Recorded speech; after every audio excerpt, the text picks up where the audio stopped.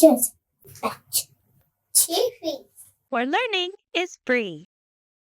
Hey kids, today's story is an exciting adventure, but it has some suspenseful parts with scary cats though. So it's probably best you ask your mommy and daddy if it's okay that you read along today. So it might be best for our older friends, ages 6 and up.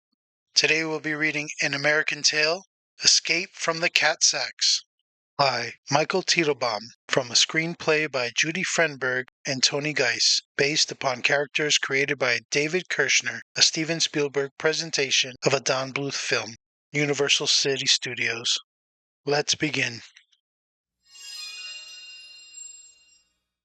Once, long ago, in the year 1885, in a small town in Russia, there lived a family of mice known as the Mousekewitz.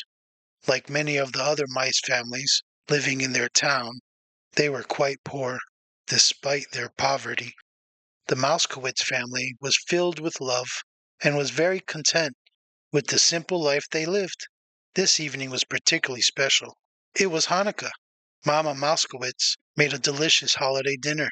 After dinner, she rocked baby Yasha in her lap, while Papa Mousekewitz played lively music on his violin.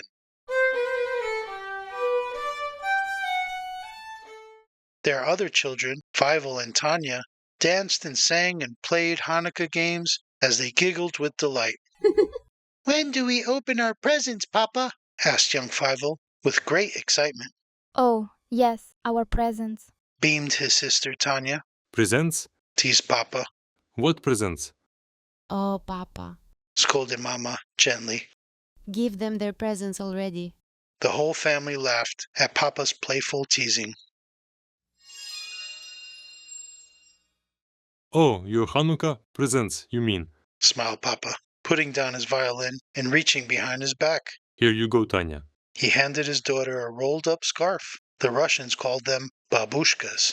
This one was old and patched, but Tanya was still thrilled with the gift. Oh, Papa, Cried Tanya, hugging her father. a new babushka. Thank you, Papa. Thank you, Mama.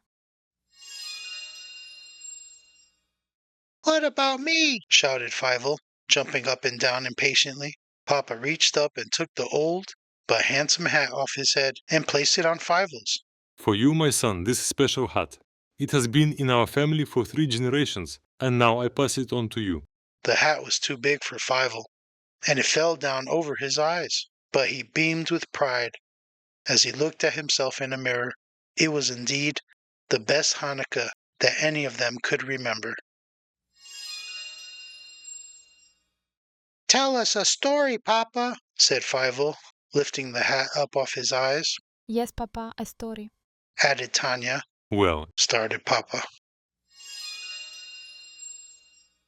Tell us about America, interrupted Fievel, longing to hear again about the magical land across the ocean. Papa settled back into his chair. in America, He began. there are mouse holes in every wall. His children looked up at him in wide-eyed amazement. In America, He continued. there are breadcrumbs on every floor. But best of all, Papa paused and looked around cautiously. in America, there are no cats. Shh, Warned Mama. they'll hear you. Wow! Exclaimed Fievel. No cats! Suddenly, the room began to shake.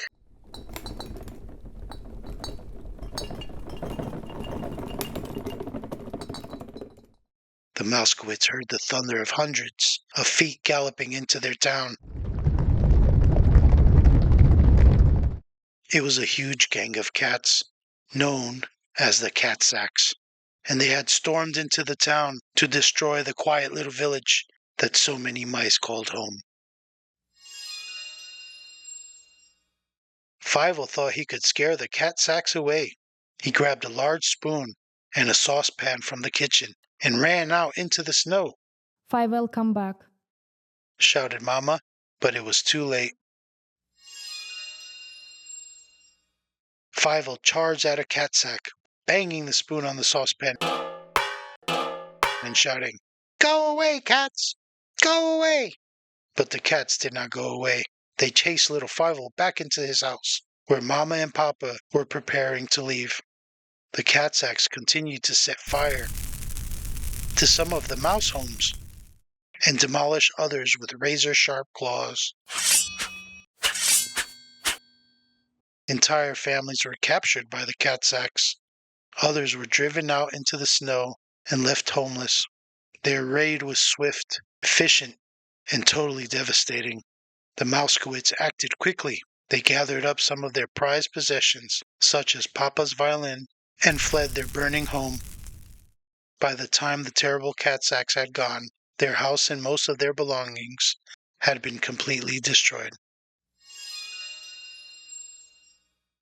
Papa felt thankful that his family was still alive, as he stared at the burnt ruins of his home.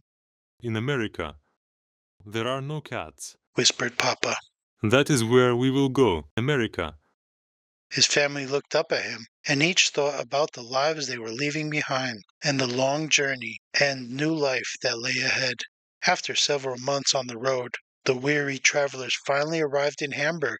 There, a boat was waiting to carry them to America. "Look, Papa! Water!"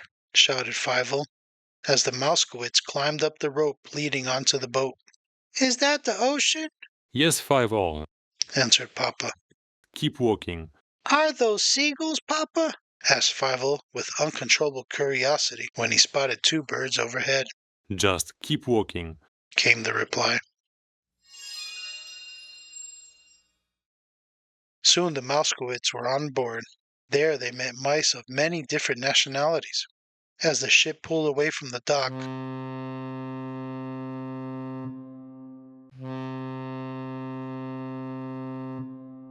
hearts were filled with a little fear and much anticipation.